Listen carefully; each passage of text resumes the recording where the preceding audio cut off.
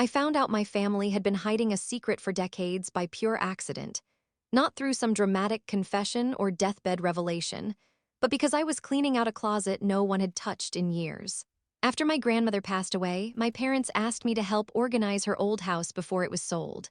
Most of it was harmless junk, outdated clothes, brittle photo albums, expired paperwork.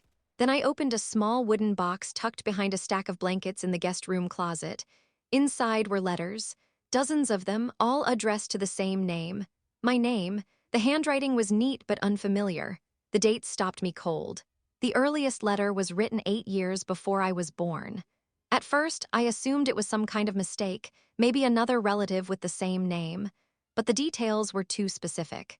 The letters talked about the hospital where I was eventually born, about a woman who loved me but wasn't allowed to raise me, about watching my life from a distance.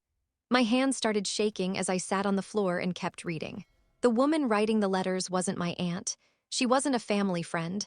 She was my mother, not the woman who raised me.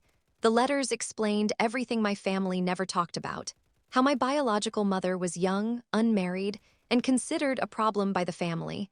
How giving me up was framed as doing what's best. How my grandparents had pressured her into signing papers she didn't fully understand. How she was told she'd ruin everyone's lives if she kept me. One letter described seeing me at a grocery store when I was 6. Another talked about hearing I'd won a school award. She never mailed the letters. She just kept writing them, like proof that she still existed in my life, even if no one else allowed it. I confronted my parents that night. They didn't deny it. They said they planned to tell me eventually. They said it was complicated. They said they were protecting me.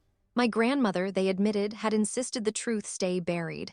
I felt like the floor had vanished beneath me. Everything I thought I knew about my childhood, about family loyalty, about honesty, collapsed in minutes.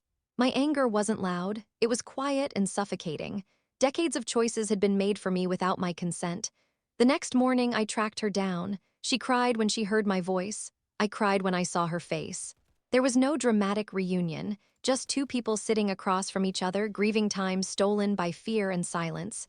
We didn't get back what was lost, but we got the truth.